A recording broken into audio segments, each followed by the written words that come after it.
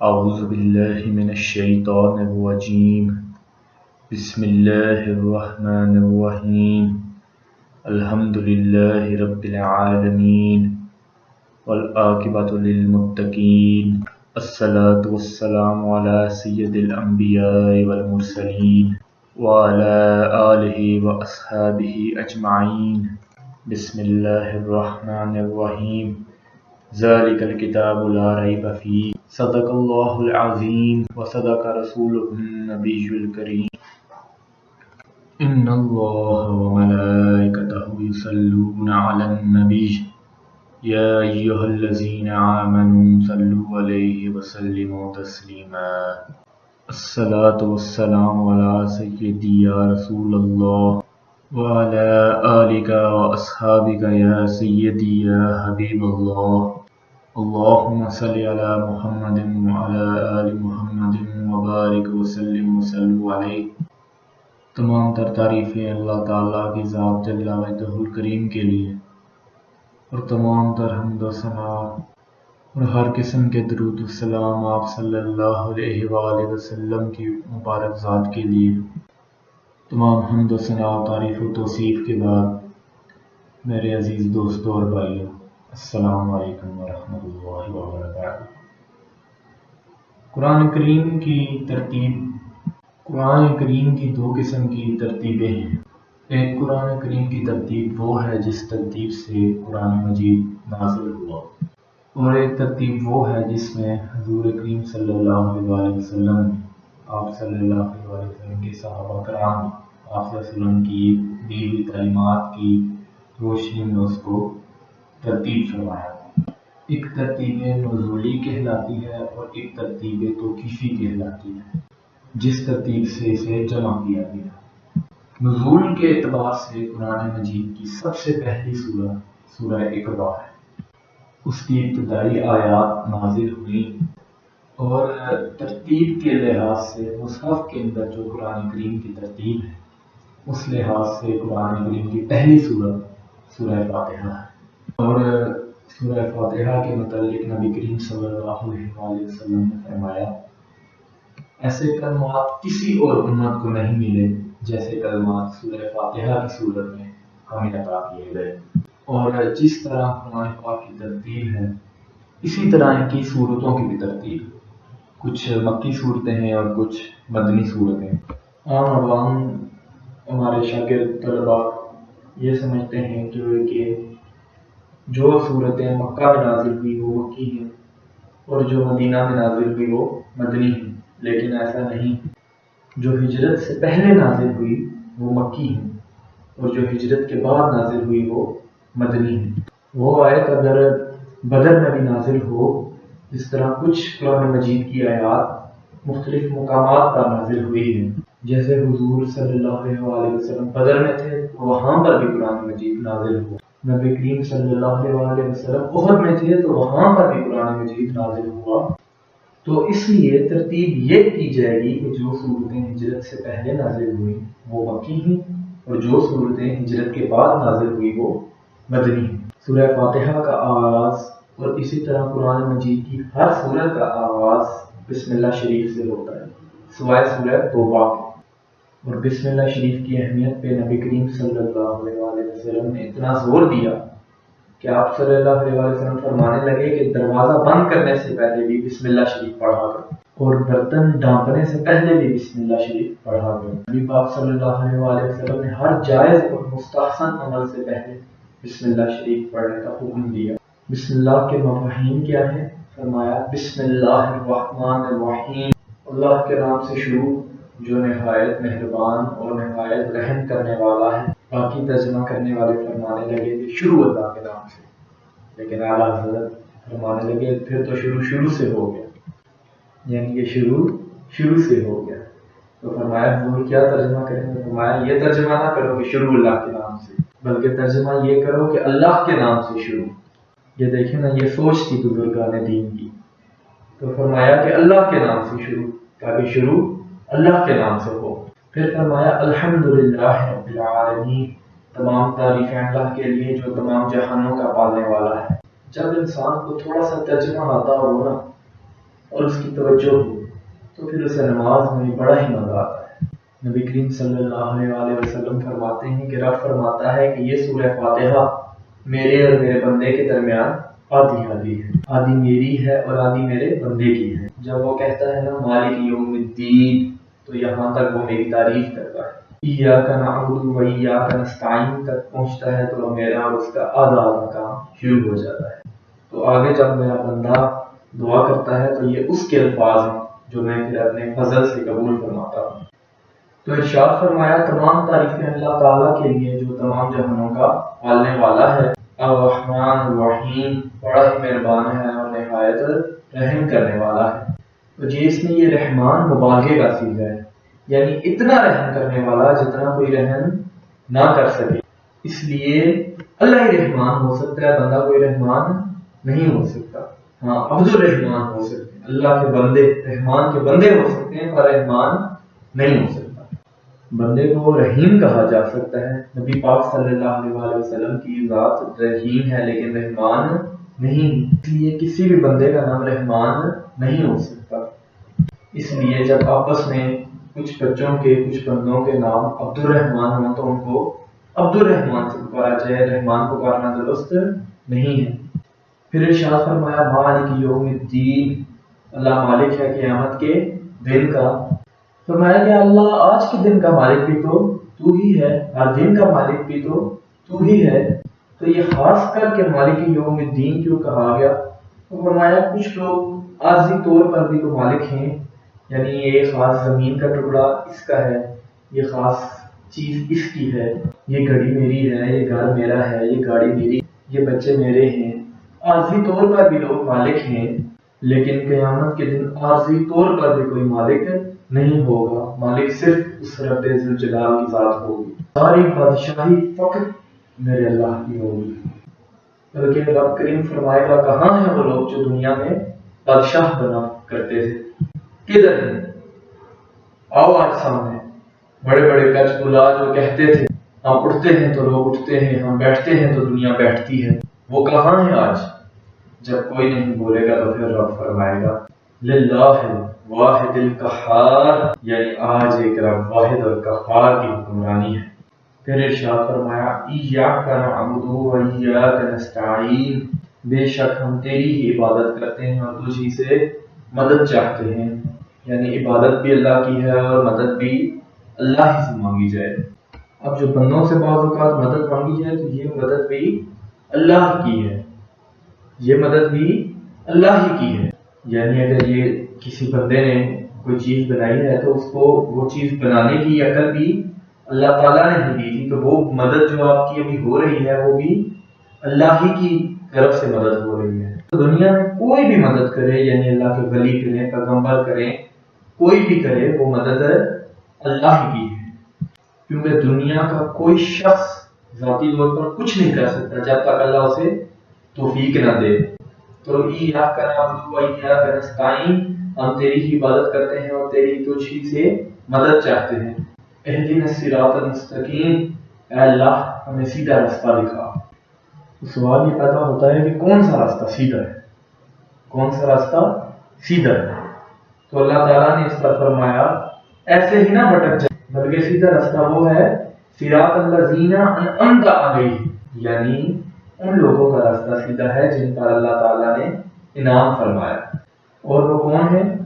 قرآن مجید نے خود فرمایا انعم اللہ علیہم من النبیین والصدیقین والشہداء والصالحین، یعنی وہ نبی ہیں، صدیق ہیں، صالحین ہیں اور نیک لوگ ہیں۔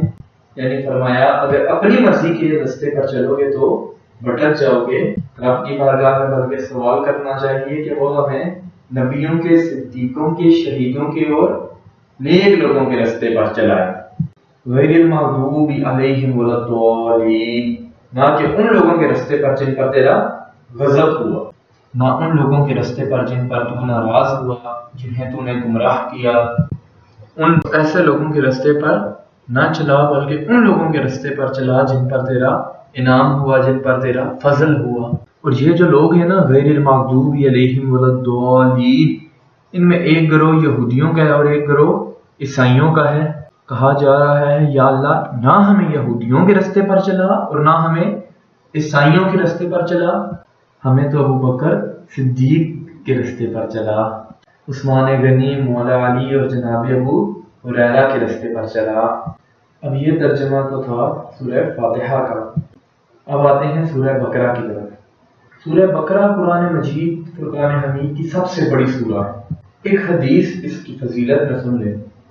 نبی کریم صلی اللہ علیہ وسلم نے فرمایا کہ جس گھر میں سورہ بقرہ پڑھی جائے نا، وہاں سے جن کے وہاں سے تو شیطان مردود بھی بھاگ جاتا ہے۔ تو سورہ بقرہ گھروں میں پڑھیں۔ یہ سب سے بڑا تعویذ ہے اگر گھر میں جنات ہوں یا عصیب ہوں، اور یہ وہ تعویذ ہے جو ہمارے مدینے والے رسول صلی اللہ علیہ وآلہ وسلم نے ہمیں عطا فرمایا ہے، اور یہ سب سے بڑی سورہ ہے۔ مفسرین فرماتے ہیں کہ اگر کوئی استدلال کی استطاعت رکھتا ہو تو 100 چیزوں کا اللہ تعالیٰ نے اس سورہ میں حکم دیا ہے، بلکہ امام اعظم فرماتے ہیں 100 تھوڑی ہے، میری نظر سے پڑھو تو 1000 چیزوں کا اللہ تعالیٰ نے حکم دیا ہے، 1000 سے منع کیا ہے، اور 1000 قسم کی نصیحتیں اللہ تعالیٰ نے فرمائی ہیں۔ اس سورہ مبارکہ کا جو پہلا رکوع ہے نا، اور اس میں جو سب سے پہلی آیت ہے وہ ہے الف لام میم۔ ان کو کہتے ہیں حروف مقطعات۔ پہلا لفظ ہی کوئی جب قرآن مجید کا پڑھتا ہے نا، چاہے وہ بہت بڑا عالم، بہت بڑا فقی، بہت ہی بڑا محدث ہو، تو اسے پھر یہ کہنا پڑتا ہے کہ میں نہیں جانتا، یا اللہ جانتا ہے، یا اللہ کا رسول صلی اللہ علیہ وسلم جانتا ہے۔ الف لام میم کا معنی ہم نہیں جانتے، یا اللہ جانے یا اللہ کا رسول صلی اللہ علیہ وسلم، یا جس کو وہ دونوں خود بتا دیں وہ جانتا ہے، یہ اللہ اور اس کے رسول صلی اللہ علیہ وسلم کا راز ہے۔ آگے فرمایا ذالک الکتاب لا ریب فیہ، یہ وہ عظیم کتاب ہے جس میں کوئی شک کی گنجائش نہیں ہے۔ ھدی للمتقین، یہ ہدایت بیان کی ہے اور نشانیاں بیان کی ہیں کہ وہ کون ہوتے ہیں۔ ان میں پہلا ارشاد فرمایا کہ متقی وہ ہوتا ہے جو غیب پہ ایمان لے آتا ہے، اس چکر میں وہ نہیں پڑھتا کہ آنکھوں سے دیکھوں گا تو ہی مانوں گا، اور فرمایا کہ متقی وہ ہوتا ہے جو نماز قائم کرتا ہے اور اللہ کے دیے ہوئے رزق سے اللہ کی راہ میں خرچ کرتا ہے۔ اور تیسرا فرمایا کہ متقی وہ ہوتے ہیں کہ اے محبوب جو قرآن ہم نے آپ پر نازل کیا اس پر بھی ایمان لائیں، اور جو آپ سے پہلے نازل کیا گیا اس پر بھی ایمان لائیں، یعنی تورات پہ، زبور پہ، انجیل پہ، اور اس کو بھی وہ مانتے ہیں۔ پھر اللہ تعالیٰ نے فرمایا اولئک علی ھدی من ربہم واولئک ھم المفلحون، یعنی یہ جو لوگ ہیں نا، یہ اللہ کی راہ میں خرچ کرنے والے، زکوٰۃ دینے والے، نماز قائم کرنے والے، غیب پہ ایمان لانے والے، پچھلی کتابوں کو بھی ماننے والے، نبیوں کو بھی ماننے والے، اور رسول پاک صلی اللہ علیہ وسلم کی ذات کو بھی ماننے والے، ان کے متعلق فرمایا کہ یہ وہ لوگ ہیں جو اللہ کی طرف سے ہدایت پر ہیں، اور یہ وہ لوگ ہیں جو دنیا میں بھی کامیاب ہو جائیں گے اور آخرت میں بھی کامیاب ہو جائیں گے۔ پھر اس سے آگے اللہ تبارک و تعالیٰ نے کفار کا ذکر فرمایا ہے 3 آیات کے اندر۔ مومن کے بعد دوسرا ذکر کس کا ہے؟ کافر کا۔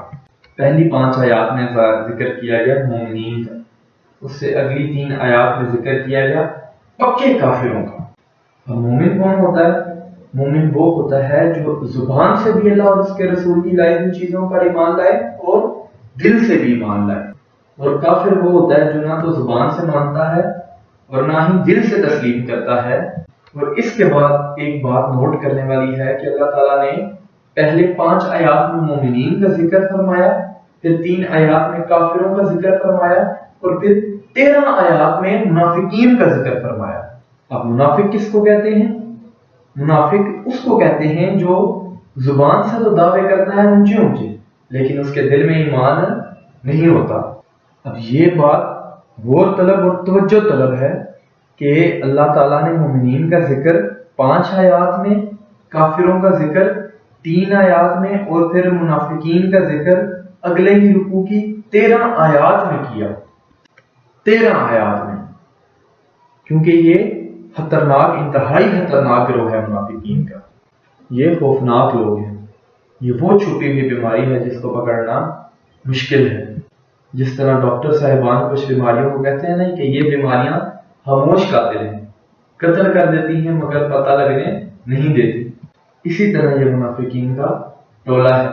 قرآن مجید کہتا ہے ان منافقین کے بارے میں وَمِنَ النَّاسِ مَن يَقُولُ آمَنَّا بِاللَّهِ وَبِالْيَوْمِ الْآخِرِ وَمَا هُمْ بِمُؤْمِنِينَ، یعنی اے محبوب کچھ لوگ کہتے ہیں کہ ہم اللہ اور اس کے رسول پر ایمان لائے، مگر وہ ایمان لانے والے نہیں ہیں۔ تو جب رب کہتا ہے کہ نہیں ہے، اور آج اگر کسی کو کہہ دیا جائے نا کہ وہ بندہ جھوٹا کلمہ پڑھتا ہے تو آگے سے کیا کہا جاتا ہے، اوہ آپ ایک کلمہ گو کو جھوٹا کہہ رہے ہیں۔ اور یہاں پر تو اللہ ان کے کلمے کا بھی اعلان فرما رہا ہے اور ان کے نفاق کا بھی اعلان فرما رہا ہے، اور وہ بھی 13 آیات میں۔ رب فرماتا ہے یخادعون اللہ والذین آمنوا وما یخدعون الا انفسهم وما یشعرون، فرمایا کہ وہ اللہ کو دھوکہ دینا چاہتے ہیں اور مومنوں کو، حالانکہ وہ ہمیں دھوکہ نہیں دیتے بلکہ اپنی ہی جانوں کو، انہیں شعور ہی نہیں۔ اللہ تبارک و تعالیٰ نے 13 آیات کے اندر ان کا ذکر فرمایا ہے۔ مکہ مکرمہ میں منافق کوئی نہیں تھا جب تک حضور صلی اللہ علیہ وسلم نے ہجرت نہیں کی تھی، اور اس کی وجہ کیا تھی کہ مکہ مکرمہ کے دنوں میں جس کو جو بھی کلمہ پڑھتا تھا اسے مار کھانی پڑتی تھی، اور کسی کو کیا ضرورت تھی کہ جھوٹا کلمہ پڑھ کر مار کھائے۔ جب مدینہ منورہ میں اسلامی حکومت قائم ہوگی نا تو پھر کچھ لوگوں نے اسلامی حکومت سے فائدہ اٹھانے کے لیے جھوٹے موٹے کلمے پڑھنا شروع کر دیے، دل میں کفر رکھتے تھے اور اوپر سے اظہار اسلام کرتے تھے، جس پر رب فرماتا ہے کہ ان کا یہ ایمان قابل قبول نہیں ہے۔ تو فرمایا یا اللہ پھر کس کا ایمان قابل قبول ہے؟ تو فرمایا وَإِذَا قِيلَ لَهُمْ آمِنُوا كَمَا آمَنَ النَّاسُ، یعنی جب ان سے کہا جاتا ہے نا کہ اس طرح ایمان لاؤ جس طرح دوسرے لوگ لائے، یعنی ابو بکر صدیق کی طرح، عمر فاروق کی طرح، عثمان غنی کی طرح، مولا علی کی طرح، بلال حبشی کی طرح، تو کیا جواب دیتے ہیں قالوا انؤمن كما آمن السفهاء، کیا اس طرح ایمان لائیں جس طرح یہ بیوقوف ایمان لائے؟ اس پر اللہ تعالیٰ فرماتا ہے الا انهم هم السفهاء، اور فرمایا بے شک وہی بیوقوف ہیں، ولکن لا يعلمون، اور انہیں اس چیز کا علم نہیں ہے۔ وہ کہا کرتے تھے یہ تو بیوقوف ہے معاذ اللہ، ابو بکر صدیق نے سارا مال ہی دے دیا ہے حضور اکرم صلی اللہ علیہ وآلہ وسلم کو، عمر فاروق نے آدھا دے دیا، مولا علی نے سارا کچھ اللہ کے حضور کے نام کر دیا، عثمان جو کماتے ہیں محنت کے ساتھ وہ سارا وہاں جا کر پیش کر دیتے ہیں، یہ تو بیوقوفی ہے۔ آج بھی کچھ لوگ کہتے ہیں کہ کلمہ پڑھنا چاہیے سیدھا سیدھا، یہ کیا بات ہوئی کہ بندہ مسیتی والا ہی ہو جائے، کاروبار بھی تو کرنا ہے نا۔ اور وہ لوگ کہتے تھے یہ لوگ تو بیوقوف ہیں، جس پر اللہ تعالیٰ کہتا تھا خبردار بیوقوف تو تم ہو کہ میرے محبوب کی شریعت کا، دین کا، روحانیت کا سورج چمک رہا ہے اور تم نے فیض ہی کوئی نہیں حاصل کیا۔ تو میرے بھائیوں، صحابہ کا ایمان وہ ایمان ہے، اہل بیت اطہار کا ایمان وہ ایمان ہے، اہل بیت نبوت کا ایمان وہ ایمان ہے، اور اللہ تعالیٰ کو ایمان بھی وہی والا پسند ہے جو حضور اکرم صلی اللہ علیہ وآلہ وسلم کے غلاموں جیسا ایمان ہو۔ اللہ تبارک و تعالیٰ نے منافقین کا ذکر فرمایا، اللہ تبارک و تعالیٰ نے منافقین کا ذکر فرمایا، پھر اللہ تعالیٰ نے فرمایا یہ تو وہ بیوقوف لوگ ہیں، ان کی مثال اس آدمی کی طرح ہے جو آگ جب پوری جلا لیتا ہے نا، روشنی جب پھیل جاتی ہے تو پھر اللہ اس کا نور لے جاتا ہے۔ انہوں نے بھی چلاکیاں کر کے تھوڑا سا ماحول بنایا تھا تو اللہ تعالیٰ نے ان کے سارے پردے کھول دیے، اپنی طرف سے انہوں نے اوپر سے کلمہ پڑھ کر اپنی طرف سے انہوں نے دین کا لبادہ اوڑھ لیا تھا، لیکن اللہ تعالیٰ نے ان کے سارے پردے فاش کر دیے، ان کے پاس کچھ بھی باقی بچا نہیں، ان کے سارے پردے اللہ تعالیٰ نے کھول دیے۔ ہمارے رسول کریم صلی اللہ علیہ وآلہ وسلم کی بارگاہ میں ایک دن ان منافقین نے ایک شرارت کر دی، ان منافقین نے، اور شرارت کیا کی؟ جب نبی کریم صلی اللہ علیہ وآلہ وسلم نے پوچھا پوچھو جو پوچھتے ہو، تو امام راضی فرماتے ہیں کہ یہ پیچھے نمازیں پڑھتے تھے، یہ 313 تھے، یہ پیچھے حضور صلی اللہ علیہ وآلہ وسلم کی نمازیں پڑھتے تھے۔ اسی طرح اگر مدینے میں رہ کر حضور کے پیچھے نمازیں پڑھ کر یہ لوگ منافق ہو سکتے ہیں تو پھر باقی ملکوں میں بھی منافق ہو سکتے ہیں۔ وہ کہتے ہیں کہ حضور صلی اللہ علیہ وسلم پوچھتے ہیں کہ پوچھو جو پوچھتے ہو، ہم ان کے پیچھے نمازیں پڑھتے ہیں تو کیا انہیں پتہ نہیں؟ جب انہوں نے یہ اعتراض کیا نا حضور اکرم صلی اللہ علیہ وسلم کے علم پر، اس چیز سے ایک نقطہ آپ سمجھ لیں کہ حضور اکرم صلی اللہ علیہ وسلم کے علم پر اعتراض کرنا طریقہ کن کا ہے، یعنی طریقہ کن کا ہے حضور اکرم صلی اللہ علیہ وسلم کے علم پر اعتراض کرنے کا۔ اسی طرح وہ کہنے لگے کہ ہم پیچھے نمازیں پڑھتے ہیں، حضور صلی اللہ علیہ وسلم کو علم نہیں۔ جب انہوں نے یہ کہا تو اللہ تعالیٰ کے رسول نے نا، جمعے والا دن تھا، حضور نے فرمایا میرے علم پر اعتراض کرتے ہو؟ 70 بندے، تو حضور صلی اللہ علیہ وسلم نے 70 بندے ان کے نام لے کر، ان کی بلدیت کا نام لے کر، بلکہ بہت سارے ان میں ایسے تھے جنہیں اپنی اصل بلدیت کا پتہ چل گیا تو انہیں طے ہو گیا۔ حضور کے بیعت کے لیے یہ طے کرنا بھی مشکل ہوتا ہے نا، لیکن انہیں اس بات کا بھی اب طے ہو گیا، کیونکہ صادق اور امین تو وہ مانتے ہی تھے۔ تو حضور اکرم صلی اللہ علیہ وسلم نے 70 بندے نام لے کر مسجد نبوی سے نکال دیے۔ حضور نے فرمایا یا فلاں بن فلاں قم فخرج فإنک منافق، فرمایا قم فخرج فإنک منافق، او فلاں کے بیٹے فلاں کھڑا ہو جاؤ اور نکل جا، تو منافق ہے۔ حضور نے 70 بندے نکال دیے۔ اب 70 بندے اکٹھے نکلیں تو رش تو پڑ ہی جاتا ہے نا۔ تو حضرت عمر فاروق ذرا لیٹ ہو گئے، جمعے کے لیے وہ مسجد نبوی میں تشریف لا رہے تھے۔ انہوں نے جب ان کو جاتے ہوئے دیکھا تو ان سے پوچھنے لگے کیا جمعہ ہو گیا ہے؟ اب 70 بندے جو اکٹھے نکلے تھے، تو ایک منافق کہنے لگا کہ نہیں، حضور نے نکال دیا ہے۔ تو فوراً عبداللہ بن ابی سلول جو ان کا سربراہ تھا نا، وہ کہنے لگا چپ کر۔ حضرت عمر سے وہ کہنے لگا ہاں جی ہو گیا۔ اور دوسرا بھی کہنے لگا تھا کہ نہیں ہوا، ہمیں نکال دیا گیا ہے، یہ سب بات نہیں جی ہو گیا ہو گیا۔ تو حضرت عمر فرمانے لگے چلو جمعہ ہو گیا تو اب جا کے اندر حضور کریم کی زیارت ہی کر لیتا ہوں۔ حضرت عمر اندر چلے گئے تو پیچھے سے وہ منافقین اپنے سردار سے کہنے لگے کہ 2 منٹ میں عمر کو پتا چل جائے گا کہ تم نے عمر سے جھوٹ بولا ہے۔ اور وہ کہنے لگا کہ تم بڑے پاگل ہو، میں نے تمہاری جان بچائی ہے، نبی پاک نے تو ہمیں مسجد سے نکالا ہے نا۔ تو اگر عمر کو پتا چل جاتا تو ابو بکر بھی مسجد میں تھے، عثمان غنی بھی مسجد میں تھے، حضرت علی بھی مسجد میں تھے، ہمیں بچانے والا ہی کوئی نہ ہوتا۔ عمر نے تلوار لے کے نا دنیا سے ہی نکال دینا تھا۔ تو کہا کہ اب یہ جب جائیں گے نا اندر تو حضور اکرم ان کو ٹھنڈا کر دیں گے کہ چلو چھوڑو، میں نے انہیں مسجد سے نکال جو دیا ہے۔ تو یہ وہ منافقین کی جماعت ہے۔ دوسرے سے تیسرے رکوع میں نا اللہ تعالیٰ نے انسان کو یاد کرایا ہے کہ تو نے عبادت اپنے رب کی کرنی ہے، اور رب تمہارا وہ ہے جس نے تمہارے لیے زمین کو فرش بنایا ہے اور آسمان کو چھت بنایا ہے، اور آسمان سے پانی برسا کے زمین سے پھل اگائے ہیں، رزق اللہ تم، اور وہ بھی تیرے لیے اگائے۔ آسمان سے پانی برسا کے زمین سے سبزہ اور پھل اگائے ہیں، اور وہ بھی تیرے لیے اگائے ہیں، تو بھی تو عبادت کرنا اللہ کی، پھر کسی کو اس کا شریک نہ ٹھہرا۔ ایک چیلنج بھی کیا قرآن مجید نے اس رکوع کے اندر۔ کہا کرتے تھے مکے کے لوگ آپ صلی اللہ علیہ وسلم سے کہا کرتے تھے کہ معاذ اللہ یہ آپ خود بناتے ہیں، یہ آیت مبارکہ قرآن مجید کی آپ خود بناتے ہیں۔ اللہ تعالیٰ نے فرمایا وَإِن كُنتُمْ فِي رَيْبٍ مِّمَّا نَزَّلْنَا عَلَىٰ عَبْدِنَا فَأْتُوا بِسُورَةٍ مِّن مِّثْلِهِ، کہ اگر تمہیں شک ہو نا اس پہ جو ہم نے اپنے بندہ خاص پہ نازل کیا تو تم بھی اس جیسی ایک صورت بنا کے لے آؤ۔ پڑھے لکھے تو تم بھی ہو نا، مکے میں تم بھی رہتے ہو، تو اس جیسی ایک صورت بنا کے لے آؤ، ایک سے صورت بنا کے لے آؤ۔ قرآن مجید ہم سے چھینا گیا ہے سازش کے تحت، اس لیے کہ جس قوم کو قرآن آ جاتا ہے تو پھر اس قوم کو کوئی کافر دبا نہیں سکتا۔ دیکھیں نا کہ اگر کافروں کے پاس کوئی جواب ہوتا قرآن کا تو بدر اور احد میں آیتیں نہ بنا کے لے آتے، بلکہ انہیں تلواریں لے کے آنا پڑی۔ وجہ کیا تھی؟ ایک صورت بھی وہ اس جیسی نہ لا سکے، ان کے پاس جواب ہی نہیں تھا۔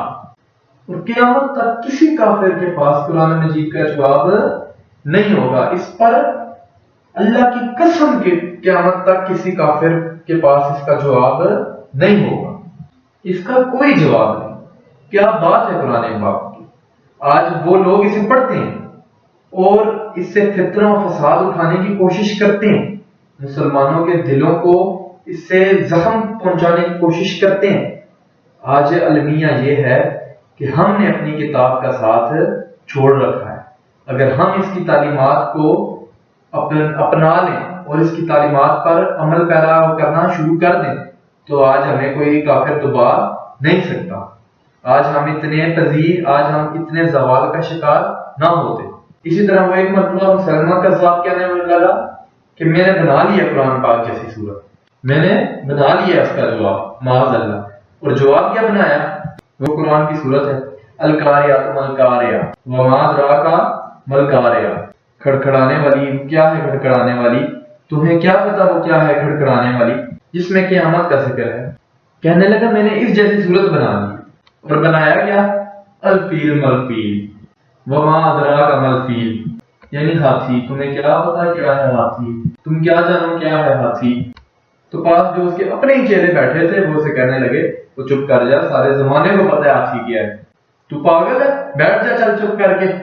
ہاتھی کس کو نہیں پتا کیا ہوتا ہے؟ اس کے 2 کان ہوتے ہیں، اس کی 1 سونڈ ہوتی ہے، اس کے 4 ٹانگیں ہوتی ہیں۔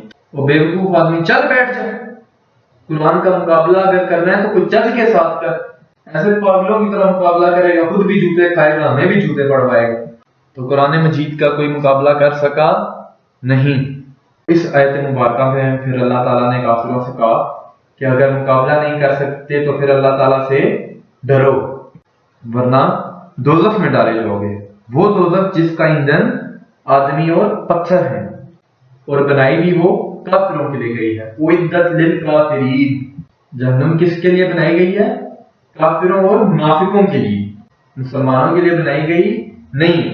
اب اگر مسلمان مرضی سے جانا چاہے تو پھر ان کی موج، ورنہ ان کے لیے جہنم نہیں بنائی گئی، ان کے لیے اللہ تعالیٰ نے جنت بنائی۔ اور یہ بات کرتے ہی رب کریم نے فرمایا اے محبوب صلی اللہ علیہ وآلہ وسلم کہ مومنوں کو خوشخبری دے دیں کہ اللہ تبارک و تعالیٰ نے ان کے لیے جنت بنائی ہے، جس میں باغات ہیں، انہیں رزق دیا جائے گا کھانے کے لیے، اور اس میں انہیں پاکیزہ بیویاں دی جائیں گی، اور پھر وہ اس میں ہمیشہ رہیں گے، انہیں اس سے نکالا نہیں جائے گا۔ اس سے آگے جو آیات کریمہ ہے نا، اس میں اللہ تبارک و تعالیٰ نے فرمایا ہے کہ اللہ حیا نہیں کرتا سمجھانے میں کہ اگر اسے مچھر کی مثال بھی دینی پڑے۔ فرمایا قرآن سے کچھ لوگ ہدایت حاصل کرتے ہیں اور کچھ لوگ گمراہ ہو جاتے ہیں۔ جب لوگ اپنی مرضی کی تشریحات چاہتے ہیں تو وہ پھر گمراہ ہوتے ہیں، اور جب قرآن کو رسول اللہ صلی اللہ علیہ وسلم کی تعلیمات کے مطابق اور امت مسلمہ کی ہدایات کے مطابق سمجھتے ہیں تو وہ پھر ہدایت پاتے ہیں۔ پھر اللہ تبارک و تعالیٰ نے آگے ارشاد فرمایا حضرت آدم کی پیدائش کا واقعہ۔ اللہ تعالیٰ نے فرشتوں کو آگاہ فرمایا۔ کچھ مفسرین کہتے ہیں کہ اللہ تعالیٰ نے فرشتوں سے مشورہ کیا، لیکن اللہ تعالیٰ نے زیادہ مفسرین کی نظر میں یہ رائے ہے کہ اللہ تعالیٰ نے فرشتوں کو آگاہ فرمایا کہ میں لگا ہوں بنانے زمین میں اپنا نائب، اور بنانے لگا ہوں زمین میں بندوں کو اپنا خلیفہ، میں دینے لگا ہوں زمین میں خلافت اپنی۔ اب یہ تو خلافت دینے والی کی مرضی ہے نا کہ وہ کس کو خلافت دے، کس کو وہ خلیفہ بنائے۔ اسی طرح کچھ لوگ کہتے ہیں کہ دینے والے سے زیادہ ہمیں پتہ ہے۔ اسی طرح فرشتوں سے بھی یہ ایک اجتہادی خطا ہوگی، اس خطا کو کہتے ہیں اجتہادی خطا۔ وہ اللہ تعالیٰ سے کہنے لگے یا اللہ انسانوں کو نہ بنانا، یہ زمین میں فتنہ و فساد کرے گا، خون ریزیاں کرتا پھرے گا۔ تو اللہ تعالیٰ نے فرمایا اے فرشتوں جو میں جانتا ہوں وہ تم نہیں جانتے۔ اللہ اکبر۔ امام راضی فرماتے ہیں کہ جب رمضان آتا ہے تو اللہ تعالیٰ اپنے فرشتوں سے فرماتا ہے ذرا کھول کے یہ دروازے دیکھو نا زمین پہ انسان کیا کر رہے ہیں، تم تو کہتے تھے فساد کریں گے، ذرا دیکھو یہ کیا کر رہے ہیں، تم تو کہتے تھے یہ فساد کریں گے اور دیکھو یہ تراویحاں پڑھ رہے ہیں، تم کہتے تھے یہ فساد کریں گے اور دیکھو یہ روزے رکھ رہے ہیں، دیکھو یہ اپنا مال خرچ کر رہے ہیں، دیکھو یہ کیسے صدقات دے رہے ہیں، دیکھو یہ کیسے ایک دوسرے کی خدمت کر رہے ہیں، ایک دوسرے کا احساس کر رہے ہیں، یہ تو میری یاد میں نکلے ہوئے ہیں، تم کچھ کہتے تھے، دیکھو میں نے تمہیں کہا تھا جو میں جانتا ہوں وہ تم نہیں جانتے۔ اللہ نے پھر حضرت آدم علیہ السلام کو تمام زمانے کے علوم عطا کیے، علم سکھا لیا، اور پھر فرشتوں سے کہا کہ تم ان چیزوں کے نام بتاؤ، وہ فرشتے بتا سکے نہیں۔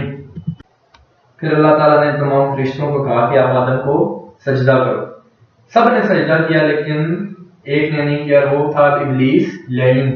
وہ کہنے لگا یا اللہ سجدہ صرف تجھے ہی کرنا تو صرف رب کو ہی چاہیے، لیکن جس کے سامنے رب جھکائے اسے بھی کرنا چاہیے۔ اسی طرح ابلیس لعین نے اپنی عظمت، اپنی بڑائی بیان کی اور کہا کہ آدم مٹی سے بنے اور میں آگ کا بنا ہوں اور میں افضل ہوں۔ اسی طرح وہ جو جھکنا تھا وہ تھا علم کے آگے۔ ہماری مصیبت یہ ہے کہ ہم علم کے آگے بھی اپنے سر جھکانا نہیں چاہتے، جہاں ہمیں پتہ نہیں ہوتا وہاں بھی ہم خود ہی عالم فاضل بن جاتے ہیں۔ تو اللہ تعالیٰ نے سب کو فرمایا کہ سجدہ کرو، تو سب نے سجدہ کیا سوائے ابلیس نے۔ تو پھر ہوا کیا؟ وَكَانَ مِنَ الْكَافِرِينَ، وہ کافروں میں سے ہو گیا۔ پھر اللہ نے حضرت آدم کو ہوا کو مقام دے دیا جنت میں رہنے کے لیے، تو فرمایا کہ سب کچھ کھانا مگر اس درخت سے نہ کھانا۔ اس طرح یہ فطرت ہے انسان کی۔ آج ہمیں بھی کوئی کسی چیز سے روک دے کہ یہ کام مت کرنا، اگر ہم نہ بھی کریں تو ہمارے دل میں یہ رہتا ہے کہ اس کام کرنے سے کیا ہوگا۔ فطرت ہے نا انسان کی۔ اسی طرح ماں ہوا فرمانے لگیں کہ دل میں یہ خیال رہتا کیا ہے اس درخت سے کھانے سے کیا ہوگا۔ یہی انسان کا عقیدہ توحید ہے کہ جہاں سے رب منع کر دے وہاں سے وہ منع ہو جائے۔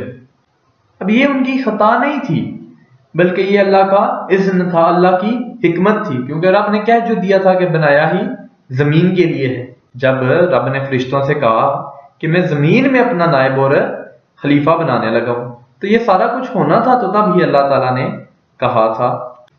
تو حضرت آدم اور اماں حوا کے پاس شیطان آیا۔ شیطان کو نکال تو دیا گیا تھا، پر ابھی بھی اس کا جنت میں آنا جانا تھا۔ تو وہ کہنے لگا کہ تمہیں پتہ ہے کہ بعد میں مر جاؤ گے؟ تو حضرت حوا کہنے لگی کیا موت بھی آئے گی؟ وہ کہنے لگا ہاں، اور تکلیف بھی بڑی ہوگی موت کی۔ وہ کہ پوچھنے لگی تو بچیں گے کیسے؟ وہ کہنے لگا وہ پھل کھا لو اس درخت کا۔ تو بچنے کے لیے انہوں نے پھل کھایا تھا۔ جس طرح بہت سے لوگ آج کل کام بچنے کے لیے کرتے ہیں لیکن بچ سکتے نہیں ہیں، اسی طرح انہوں نے بھی بچنے کے لیے پھل کھایا، تو اللہ تعالیٰ نے فرمایا زمین پہ چلے جاؤ۔ پھر حضرت آدم زمین پر آئے اور کئی 100 سال روتے رہے۔ تو پھر اللہ تعالیٰ نے خود ہی جناب آدم کو کچھ کلمے سکھائے۔ علامہ اسماعیل حقی فرماتے ہیں کہ وہ یہ کلمے یہ تھے کہ حضرت آدم نے ہمارے نبی کا وسیلہ پیش کیا، تو اللہ کریم نے جناب آدم کی دعا کو مقبول فرما لیا۔ پھر آگے بنی اسرائیل کا ذکر آ جاتا ہے۔ آج اسی قوم کو بنی اسرائیل کو یہودی کہا جاتا ہے۔ اس زمانے میں اللہ تعالیٰ نے یہودیوں کو بڑی فضیلت عطا کی ہوئی تھی۔ تو جب آپ صلی اللہ علیہ وسلم نے اعلان کیا اور نبوت کا دعویٰ کیا اور تبلیغ شروع کی، تو اس زمانے میں کچھ لوگ کہنے لگے کہ اگر یہ یہودی کلمہ پڑھ لیں گے تو ہم بھی کلمہ پڑھ لیں گے۔ تو پھر اللہ تعالیٰ نے انہیں یاد کرایا کہ تم اصل میں کیا ہو، تو تمہیں کلمہ پڑھنا چاہیے۔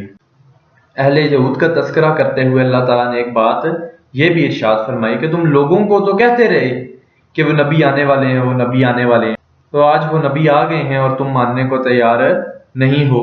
فرمایا لوگوں کو تم بھلائی کا حکم دیتے ہو اور اپنے آپ کو بھول جاتے ہو، افلا تعقلون، تمہیں عقل نہیں؟ پھر اللہ تعالیٰ نے یہ بھی فرمایا کہ یاد کرو وہ زمانہ جب فرعون نے خواب میں دیکھ لیا تھا کہ کوئی بچہ پیدا ہوگا جو اس کی سلطنت کو تباہ کرے گا، پھر اس نے تمہارے بچوں کو ذبح کرانا شروع کیا اور تمہاری بیٹیوں کو چھوڑتا تھا۔ فرمایا یہ بھی تو تم نے دیکھا، میں نے پھر تم سے کہا کہ جہاد کرو، جب فرمایا تم سے کہ جہاد کرو قوم مالکہ کے خلاف، تو تم نے مقام طیہ میں جا کر کہہ دیا کہ ہم سے جہاد نہیں ہوتا۔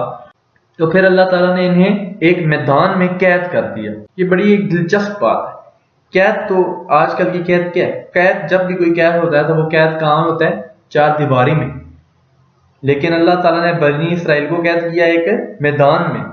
تو یہ یاد رکھیں، جب انسان اللہ تعالیٰ کی نافرمانی کرتا ہے تو اسے ایسی قید ملتی ہے کہ جس کا وہ تصور بھی نہیں کر سکتا۔ مقام طیہ ایک میدان تھا، کہا جاتا ہے کہ سارا دن سفر کرتے تھے، سارا دن، اور رات کو جب تھک ہار کر سو جاتے تھے اور صبح اٹھتے تھے تو وہیں ہوتے تھے جہاں سے سفر شروع کیا ہوتا تھا۔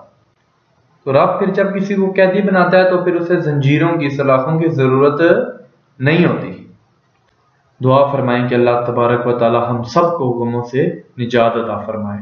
تو رب تعالیٰ ایسی قید دیتا ہے کہ جس سے پھر چھٹکارا ہو سکتا نہیں ہے۔ تو بنی اسرائیل کا ذکر اللہ تعالیٰ نے اس پارہ میں کیا، اور اللہ تعالیٰ نے کہا کہ ان کو جو حکم دیا جاتا تھا یہ اس کی سرتابی کرتے تھے، پھر ان پر ذلت نازل کر دی گئی اور یہ ہمیشہ اس کا شکار رہے۔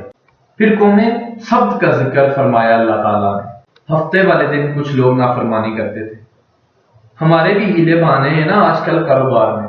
پھر اسی سپارے کی آیت نمبر 65 کے اندر اللہ تعالیٰ نے حضرت داؤد کی قوم کا ذکر فرمایا کہ ان کو حکم دیا تھا کہ ہفتے والے دن مچھلیاں نہیں پکڑنی، جس پر وہ کہتے تھے کہ چلو ہاتھ لگا کر نہیں پکڑنی، ہاتھ لگا کے۔ یہ المیہ ہے، آج کے انسانوں کا بھی یہی المیہ ہے کہ ہیلے بہانے تلاش کر لیے جا رہے ہیں، جیسے انشورنس والا آ گیا، یہ بینک والا آ گیا، تروڑ مروڑ کے بہانے ہمیں بھی پھر رستے مل جاتی ہیں۔ مفتی صاحب نے فتویٰ دے دیا ایک اور ہم بیچ میں سے بس نکل گئے، وہ ایک مولانا سے میں نے پتہ کیا۔ اسی طرح اللہ تعالیٰ نے ان کو کہا کہ ہفتے والے دن مچھلی کا شکار نہیں کرنا، وہ کہنے لگے ٹھیک ہے نہیں پکڑتے، لیکن انہوں نے چھوٹے چھوٹے ہوز بنا لیے، تو مچھلیاں زیادہ آتی تھی اس دن۔ یہ بھی اللہ تعالیٰ کی قدرت تھی، نماز کے وقت گاہک زیادہ آ جاتی، یہ بھی اللہ تعالیٰ کی قدرت ہوتی ہے، اللہ تعالیٰ کی آزمائش۔ تو اس طرح ہفتے والے دن ان کی مچھلیاں زیادہ آتی تھیں، تو وہ انہوں نے ہوز بنائے ہوئے تھے جن میں وہ مچھلیاں جمع ہوتی رہتی تھی۔ یوں سمجھ لیجئے کہ انہوں نے جال لگائے ہوئے تھے اور وہ مچھلیاں جال میں پھنستی رہتی تھیں، وہ مچھلیاں ہوزوں میں آتی رہتی تھیں۔ ہفتے کو نہیں پکڑتے تھے یہ، اور اتوار والے دن جا کر ان کو پکڑ لیتے تھے۔ پھر اللہ تعالیٰ نے انہیں سزا دی، فرمایا تماشے کرتے ہو اللہ تعالیٰ کے حکم کے ساتھ، اور کیا سزا دی؟ فَقُلْنَا لَهُمْ كُونُوا قِرَادَةً خَاسِئِينَ، فرمایا بندر بن جاؤ ددکارے ہوئے۔ جو رزق حرام طریقے سے کماتے تھے اللہ تبارک و تعالیٰ انہیں بندر بنا دیتا تھا۔ آج بھی بڑے بڑے تاجر نفسیاتی زندگی گزار رہے ہیں، کروڑوں روپیہ تو ہے، اربوں روپیہ تو ہے، لیکن زندگی میں سکون نہیں، مسلسل کی ٹینشن ہے، مسلسل کی ٹینشن۔ وجہ کیا؟ رب کے بتائے ہوئے طریقے کے مطابق تجارت نہیں کی، حلال و حرام میں تمیز کرنا چھوڑ دی، ہر جائز و ناجائز وسیلے اپنائے۔ آگے ایک اور دلچسپ بات کا ذکر، بنی اسرائیل کے اندر ایک شخص نے اپنے چچا کو قتل کر دیا جائیداد کے چکر میں۔ یہ دیکھیں کب سے لوگ، بنی اسرائیل کے زمانے سے لوگ جائیداد کے لیے قتل کرتے آ رہے ہیں، اور آج تک یہ سلسلہ، یہ بدترین سلسلہ جاری ہے۔ اور قتل کر کے حضرت موسیٰ کے پاس آئے اور کہنے لگے کہ میرے چاچا کو کسی نے قتل کر دیا ہے، تو فرمائیں کہ کیا کرنا ہے؟ تو حضرت موسیٰ نے فرمایا کہ ایک گائے ذبح کرو اور اس کا ایک ٹکڑا مقتول کو مارو، وہ خود اٹھ کے بتا دے گا کہ مجھے کس نے قتل کیا ہے۔ اب ارادہ نہیں تھا گائے ذبح کرنے کا، تو بہانے کرنے لگے، کہنے لگے کہ گائے کس طرح کی ہو، بوڑھی ہو کہ بچی ہو، رنگ کیسا ہو، جوان ہو کہ چھوٹی ہو، اس نے ہل چلایا ہو یا نہ چلایا ہو۔ وہ پوچھتے گئے اور پھر رب تعالیٰ بھی انہیں ان کی شرطیں بیان کرتا گیا، گہرے زرد رنگ کی ہو، ہل کے اندر اسے نہ چلایا گیا ہو، اسے پانی نہ نکالا گیا ہو، نہ بچی ہو نہ جوان، اس سے درمیان کی ہو۔ اور یہ ساری شرطیں کہاں پائی جاتی تھی؟ حضرت موسیٰ علیہ السلام کی قوم کا ہی ایک بندہ تھا جو اللہ کا ولی تھا، وہ جب انتقال کرنے لگا نا تو اللہ اکبر، یہاں سے ہم یہ دیکھیں کہ رب تعالیٰ ولیوں کی اولادوں پہ بھی کتنا کرم کرتا ہے۔ وہ جب انتقال کرنے لگا نا تو اس کے پاس ایک چھوٹی سی بچیا تھی، گائے کی بچی، وہ اس نے جنگل میں چھوڑ دی اور کہنے لگا یا اللہ میں تیرے نام پہ چھوڑتا ہوں، میرا بچہ جوان ہو جائے تو اسے دے دینا، اور تو کوئی سر میں آیا ہی کوئی نہیں۔ بچہ بڑا ہوا تو بچہ بھی بڑا نیک تھا، اپنی ماں کا بڑا فرما بردار تھا۔ اس کی ماں نے اسے کہا وہ بیٹا تیرے باپ نے ایک گائے چھوڑی تھی۔ وہ بچہ جنگل میں گیا اور جا کر اس نے کہا اے اللہ میری گائے مجھ سے ملا دے، تو رب کریم نے پھر وہ گائے واپس کر دی۔ وہ بچہ گائے گھر لے آیا، وہ بچہ اپنی اماں سے پوچھنے لگا اے اماں میں بیچ دوں؟ تو اس کی اماں کہنے لگی بیٹا مجھ سے پوچھے بغیر گائے نہ بیچنا۔ کئی دفعہ اس گائے کے گاہک لگے، پر اس نے کہا جب تک میری اماں نہ کہے کہ میں بیچوں گا نہیں۔ اور ادھر بنی اسرائیل والے جتنی شرطیں گائے کے بارے میں پوچھ رہے تھے وہ ساری شرطیں اس گائے میں پائی جاتی تھیں۔ تو بالآخر وہ بنی اسرائیل والے پوچھتے پوچھتے اس تک پہنچ گئے، اور جب اس کے پاس آئے اور اسے کہنے لگے کہ گائے بیچو، تو اس بچہ کہنے لگا تمہاری مرضی کی قیمت نہیں، قیمت میری اپنی مرضی کی۔ ایک مفسر نے تو یہاں تک لکھا ہے کہ وہ بچہ کہنے لگا کہ گائے ذبح کر کے جتنا اس گائے کے اندر گوشت ہے، اس گوشت جتنا تم اس کی کھال کے اندر مجھے مال بھر کے دو گے، اتنے سکے بھر کے دو گے، اتنی اشرفیاں بھر کے دو گے، تو پھر تمہیں گائے دوں گا۔ پھر یہ گائے انہیں ملی، پھر یہ گائے لے کر کے آئے، زیادہ سوالات نہ کرتے تو زیادہ الجھتے نہ۔ آج ہمارا بھی یہی المیہ ہے کہ ہم بھی دین کے معاملے میں بڑے سوال و جواب کرتے ہیں۔ سوال صرف اتنا ہی کریں جتنی سوال کرنے کی ضرورت ہے۔ ان لوگوں نے زیادہ سوال کیے تو لہٰذا وہ الجھ گئے اور پھر منہ مانگی قیمت دے کر ان کو گائے خریدنا پڑی۔ اور پھر اسی بارے میں اللہ تعالیٰ نے کچھ ایسے لوگوں کا بھی ذکر فرمایا، ایسے یہودیوں کا جو کہنے لگے کہ ہم اللہ کے بڑے پیارے ہیں، لیکن اللہ تعالیٰ فرمانے لگا یہ صرف ان کی منہ کی باتیں ہیں۔ اس بات کا پتہ تو اب بروز قیامت چلے گا کہ اللہ کا پیار کس کے ساتھ زیادہ ہے۔ پھر یہیں پر اللہ تعالیٰ نے یہ بھی فرمایا کہ یہ یہودی کہتے ہیں کہ ہم اللہ کے بڑے پیارے ہیں، ہم ہی جنت میں جائیں گے۔ تو اللہ تعالیٰ فرمانے لگا کہ ان سے کہو پھر مرنے کی طلب بھی تو کرو، پھر موت کی خواہش بھی تو کرو، کیونکہ جنت میں تو مر کے ہی جانا ہے نا۔ لیکن رب فرماتا ہے کہ یہ کبھی دعا نہیں کریں گے، اس لیے کہ انہیں پتہ ہے کہ ہم نے آخرت کے لیے کیا بھیجا ہے۔ اور اس کے بعد پہلا حکم آ گیا، یا ایھا الذین آمنوا کہہ کے پہلی آیت قرآن پاک کی، پہلے سپارے کی پہلی آیت جس میں اللہ تعالیٰ نے حکم دیا یا ایھا الذین آمنوا۔ تو پہلا حکم آیت نمبر 104 میں کہہ کے جو اللہ تعالیٰ نے حکم دیا ہے، وہ پہلا حکم ہی شان والے مصطفیٰ صلی اللہ علیہ وآلہ وسلم، نبی پاک حضرت محمد مصطفیٰ صلی اللہ علیہ وآلہ وسلم کی تعظیم کا حکم ہے۔ پہلا حکم ہی اللہ تعالیٰ نے نبی پاک کی عزت و ناموس کا فرمایا ہے، اس ترتیب کے لحاظ سے وہ حکم، اس ترتیب کے لحاظ سے۔ اور وہ حکم کس چیز کا تھا؟ کہ نبی پاک کی تعظیم کرو، ان کی عزت کرو۔ وہ ہوا یہ کہ نبی پاک صلی اللہ علیہ وسلم جب کچھ بات ارشاد کرتے تو صحابہ اٹھ کے کہتے رائنا یا رسول اللہ، یا رسول اللہ ہماری رعایت کیجئے، یعنی یا رسول اللہ ہماری رعایت کیجئے، ہمیں سمجھ لیے۔ تو یہودیوں کی عبرانی زبان میں ذرا اس لفظ کو کھینچ کر پڑھتے تھے رائنا کو، تو اس کا مطلب بنتا تھا اے ہمارے چرواہے، معاذ اللہ، بکریاں چرانے والے کو بھی وہ رائنا کہتے تھے۔ تو جب صحابہ یہ کہنے لگے تو اللہ تعالیٰ نے منع کر دیا۔ تو اللہ تعالیٰ نے فرمایا اے میرے غلاموں، اس لفظ کے پیچھے چھپ کے، اس لفظ کے پیچھے چھپ کے یہ میرے نبی کی بے ادبی کرتے ہیں، یہ میرے نبی کی بے ادبی کرنے کی کوشش کرتے ہیں، تو لہٰذا اس لفظ کو ہی چھوڑ دو جس کا کوئی ایسا معنی نکلتا ہو جس سے میرے نبی کی یہ بے ادبی کریں۔ لفظ صرف وہ والے کو جس میں کوئی بے ادبی کا معنی نکلے نہ۔ آج بھی لوگ بڑے بڑے لفظ بول دیتے ہیں اور پھر کہتے ہیں کہ نہیں ہمارا مطلب تو یہ تھا، ہمارا مطلب تو یہ تھا۔ تو پھر وہ لفظ کہا ہی کیوں؟ وہ لفظ بولا ہی کیوں؟ تو پھر وہ لفظ کیا نہیں تھا جس کا کوئی اور غلط مطلب نکلے؟ تو رب تعالیٰ نے فرمایا، اللہ تعالیٰ نے فرمایا یا ایھا الذین آمنوا لا تکونوا راعین، اے ایمان والو رائنا کہو ہی نہ۔ تو فرمایا یا اللہ کیا کہیں؟ وقولوا انظرنا، تم کہو یا رسول اللہ صلی اللہ علیہ وآلہ وسلم ایک نظر فرمائیے، یہاں پر انداز دیکھیے، وقولوا انظرنا، یا رسول اللہ ایک نظر فرمائیے۔ تو ہمارے بزرگوں نے تو پہلے ہی بڑے پیار سے، پہلے ہی بڑے پیار والے انہوں نے فرمایا یا رسول اللہ انظر حالنا، یا حبیب اللہ اسمع قالنا، تو تم کہو انظرنا، محبوب نظر کرم کریں۔ اور کیا ضرورت ہے دوبارہ پوچھنے کی؟ پہلے ہی دھیان سے سنا کرو، پہلے ہی نبی کریم جو بات کریں انہیں غور سے سنو، دھیان سے سنو، اور اگر دوبارہ پوچھنا پڑ جائے تو کیا کہو؟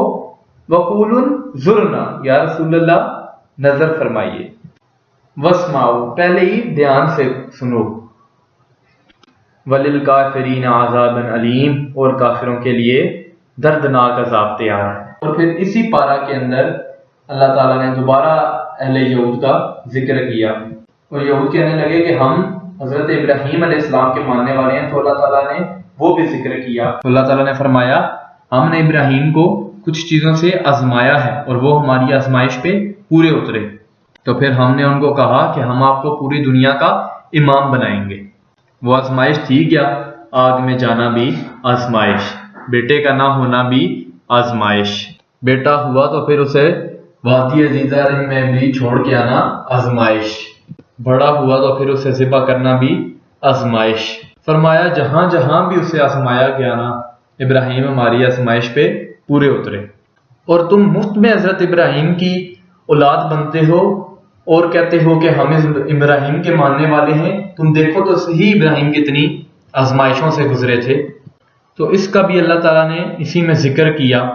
اور پھر وہ بات کرتے تھے حضرت یعقوب کی، حضرت اسحاق کی، تو فرمایا کہ وہ تو ہمارے اتنے خاص بندے تھے کہ وصال کے وقت بھی انہوں نے اپنی اولادوں کو یہی نصیحت فرمائی کہ اللہ تعالیٰ کی عبادت کرنا، اللہ تعالیٰ کی توحید بیان کرنا۔ تو اس کا ذکر بھی اللہ تعالیٰ نے اسی پارہ میں کیا۔ اور حضرت ابراہیم نے اور حضرت اسماعیل نے جو کعبہ تعمیر کیا، اس کا ذکر بھی اللہ تعالیٰ نے اسی پارہ میں کیا۔ اور فرمایا کہ جب وہ کعبہ بنا رہے تھے تو فرما رہے تھے ربنا تقبل منا، اے اللہ بنا ہم نے دیا ہے پر مہربانی فرما ہم سے قبول فرما۔ اب وہ آیت کریمہ جو آخری میں عرض کرنے لگا ہوں اس پر بھی ذرا ہم توجہ فرمائیں گے۔ 16ویں رکوع کے اندر اللہ تعالیٰ نے پھر سے یہود کا اور عیسائیوں کا ذکر فرمایا۔ تو اللہ کریم نے ایک بات ارشاد فرمائی کہ یہودیوں کے گھر جب کوئی بچہ پیدا ہوتا تھا تو وہ پیلے رنگ کے ساتھ اس کو رنگتے تھے، تو یا پھر کوئی خاص رنگ ہوتا، جب وہ ان کا بچہ پیدا ہوتا تو وہ اس کو رنگتے کہ یہ جی ہمارے مذہب کا رنگ ہے۔ رسمیں نا اپنی اپنی، معاذ اللہ رسمیں نہیں ہونی چاہیے بلکہ صرف تابعداری ہونی چاہیے اللہ اور اس کے رسول کے حکم کی۔ تو یہودیوں کے گھر بچہ پیدا ہوتا تو وہ بھی ایک خاص رنگ چڑھاتے، عیسائیوں کے گھر بچہ پیدا ہوتا تو وہ بھی ایک خاص رنگ چڑھاتے۔ تو مسلمانوں کے گھر بچہ پیدا ہوا تو انہوں نے بھی توجہ کی کہ یہ کیا ہو رہا ہے، تو اللہ تعالیٰ نے فرمایا صبغۃ اللہ، رنگ اللہ کا ہی ہے۔ ومن احسن من اللہ صبغہ، فرمایا کہ اللہ کے رنگ سے زیادہ خوبصورت کس کا رنگ ہو سکتا ہے۔ اور اللہ کا رنگ کیا ہے؟ فرمایا کہ اللہ کا رنگ ہے لا الہ الا اللہ محمد رسول اللہ صلی اللہ علیہ وسلم۔ فرمایا کہ یہ نیلے پیلے رنگ نہ چڑھاؤ بلکہ اپنے ذہن پہ توحید و رسالت کا رنگ چڑھاؤ۔ سب سے بہترین رنگ ہی توحید و رسالت کا ہے، اور اگر تمہارے ذہنوں پر یہ رنگ چڑھ گیا تو پھر یہ وہ رنگ ہے کہ اس کے بعد تمہیں کسی اور رنگ کی طرف جانے کی ضرورت نہیں پڑے گی۔ قرآن کریم کے اس بارے میں اللہ تعالیٰ نے مختلف صورتوں کی ذکر فرمایا، مختلف چیزوں کا ذکر فرمایا، اور آخر میں اس آخری رکوع میں یہ جو اللہ تعالیٰ نے اس رنگ کا ذکر فرمایا، اس سے لگتا ہے کہ یہ پورے سپارے کا خلاصہ ہے کہ اللہ تعالیٰ نے فرمایا کہ اصل بات یہ ہے کہ تمہاری سوچوں میں رب رسول کی توحید اور رسالت کا ذکر ہونا چاہیے۔ بچہ پیدا ہو یا دنیا سے جائے تو رنگ کس کا ہونا چاہیے؟ اللہ تعالیٰ کی توحید و رسالت کا۔ اللہ پاک ہمیں سمجھنے کی توفیق عطا فرمائے۔ وما علینا الا البلاغ المبین۔